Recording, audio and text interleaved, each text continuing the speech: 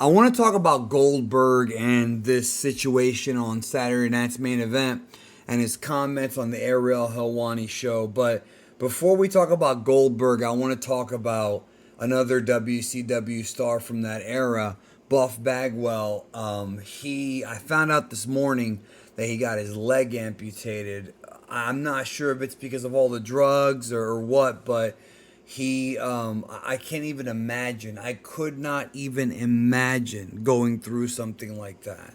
I'm mortified. So I did send some prayers over. Obviously, I don't know the guy, and people are gonna say things like, "Well, he did it to himself," and it doesn't matter, man. Like, for somebody to go through something like that is just even my worst enemies. I feel like that would affect me, So it's I don't know if you guys have seen. There's a picture of him in the hospital. It just looks really, really bad. So hopefully he'll listen to DDP and DDP will take care of him. I wanted to discuss Goldberg and what happened with Goldberg and what's been going on with him. So Goldberg had his match with Gunther at Saturday night's main event. One of the better Goldberg matches. And Gunther did defeat him. And then afterward, he cut like a promo, an emotional promo. Only a few seconds of it were shown on the network broadcast version. And on Peacock, actually. They didn't keep it going on Peacock, which they probably could have done, but they didn't because they had to follow NBC and network TV. But shortly after, and I mean like minutes after, WWE uploaded the promo to all of their social media, which has millions and millions and millions of people watching. So the interview Goldberg gave after the match was beautiful. And I was very happy for him. He got to have this last match. I never wanted to see Goldberg wrestle again after the Undertaker match he had a few years ago. I liked Goldberg in the 90s for that year. He was awesome. A couple of years he was like the big dog down there in WCW. I literally lived through his career because I saw the Nitro where he beat Hogan live. I lived through the Monday Night Wars, and it was in high school. So everyone was all over the Steve Austin Goldberg train, for both companies. But his comeback in 2016, 2017, those Lesnar matches, I thought were great. I was genuinely shocked when he beat Lesnar at Survivor Series. And the WrestleMania match is like the best under 6 minute match maybe in history. It's just phenomenal. But then Goldberg started to come back more and more, and he started to have some health problems. The Gunther match was set up back in Bad Blood in Atlanta, and it was blown off on Saturday night's main event in Atlanta. But then he goes on Ariel Helwani and starts to complain, talking about how they wouldn't air the entire promo, how he wanted this to be a bigger deal. John Cena had a whole year. He said that they wouldn't have cut off The Undertaker or Cena. He says that, he basically was trying to compare himself to those guys.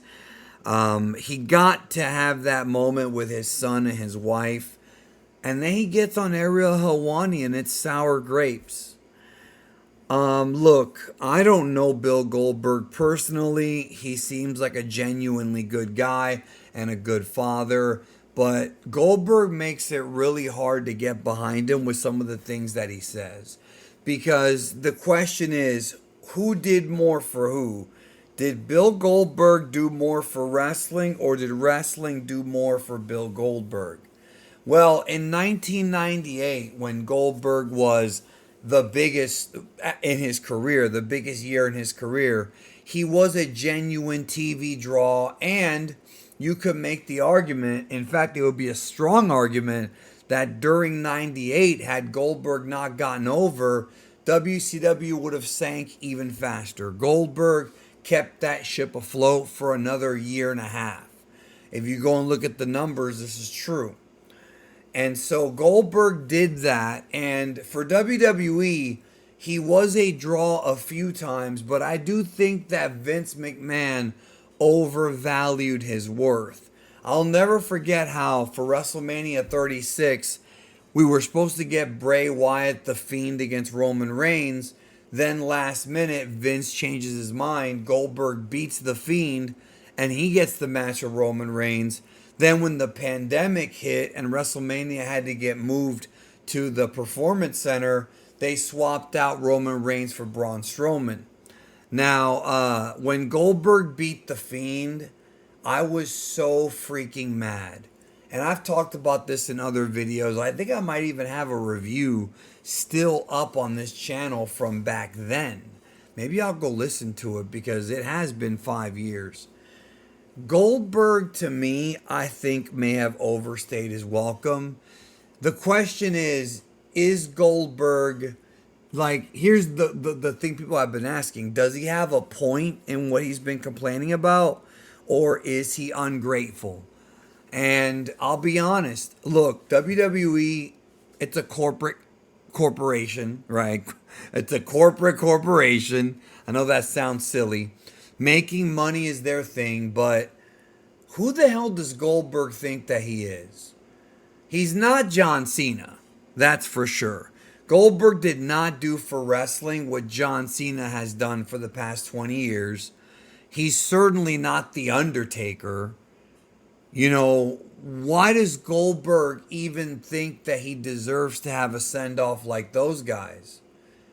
You know, and when you really think about it, how many guys never got that kind of a retirement? We've seen some great retirement like matches and segments like Ric Flair in 2008, Shawn Michaels in 2010, obviously the Boneyard match and the Survivor Series tribute to The Undertaker. The Cena run that's going now, which is not so great, but I think when it's all said and done, it'll probably get remembered fondly, depending on how they book the next few weeks. But Goldberg kicked Bret Hart in the head and ended his career. Bret Hart, who's 10 times the wrestler Goldberg is, never got a retirement like that. That didn't happen for Bret. He didn't get to go out in a world title match. Goldberg got to go out against the world heavyweight champion and put up a decent fight. It was a fun little match. Who does Goldberg think he is? It's like when he talks like this, it makes me roll my eyes because was he a big star? Yes. Is he somebody who people fondly remember from back in the day? Yes. No one's taken that away from him. But his complaining, and apparently there's more coming. He's saying in a couple weeks he'll be able to talk even more. And I know that Triple H and Goldberg have not gotten along going back forever. Going back to the comments that Triple H made about Goldberg on Tough Enough Season 1. Going back to the comments Triple H made about Goldberg even after that in interviews. And the way that Goldberg was treated in 2003. And the politics behind all of that. Triple H and Goldberg have not gotten along. But Triple H not only was perfectly fine with what Goldberg did in this retirement match, in the post game of the Evolution pay-per-view, he really went out of his way to congratulate Goldberg and be happy for him. It seems like whatever demons Triple H had with Goldberg, whatever issues they had, have been long since past Triple H. Now, what Goldberg has to say in a couple weeks might be interesting. I'm definitely going to see what's going on. But I'm not taking his side here. I'm not taking WWE's side. But dude, you getting that, just him getting that, I think is more than enough. It was a nice retirement. It was on network television, which means that the most eyeballs could have watched it. And I'm sure there were people who don't watch wrestling anymore who remembered Goldberg, who tuned in to see that, who heard about it and tuned in to see it.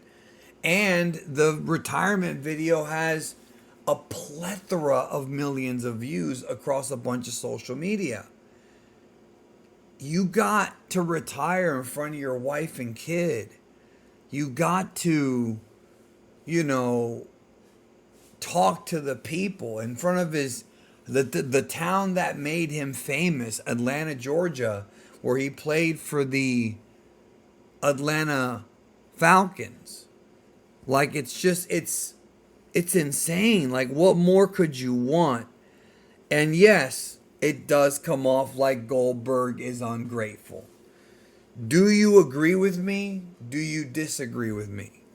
If you disagree with me, I'm cool with it because I do understand that WWE probably could have done more, but they don't even have a pay-per-view scheduled for Atlanta this year. So what, would they have waited another year? Like, see, who knows? Like, there's just a lot of what ifs. And what Goldberg got, I feel, my opinion, was more than enough. What do you think? Please comment. I want to read your comments. Take care.